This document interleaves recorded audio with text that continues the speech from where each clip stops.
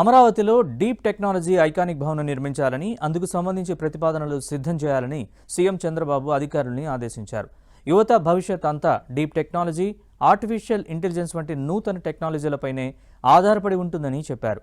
నూతన ఐటీ పాలసీపై ఇవాళ సమీక్ష నిర్వహించిన సీఎం చంద్రబాబు ఐటీ సంస్థలు, ఐటీ డెవలపర్లకు ఇవ్వాల్సిన ప్రోత్సాహంపైన చర్చించారు.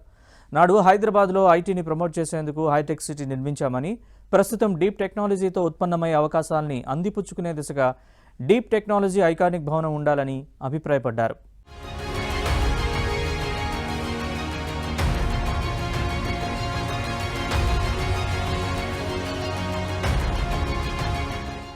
రెండు 2029 నాటికి రాష్ట్రంలో 5 లక్షల వర్క్ స్టేషన్లు, 2034 నాటికి 10 లక్షల వర్క్ స్టేషన్లు ఏర్పాటు చేసేలా ప్రణాళికలు రూపొందించాలని ఆదేశించారు.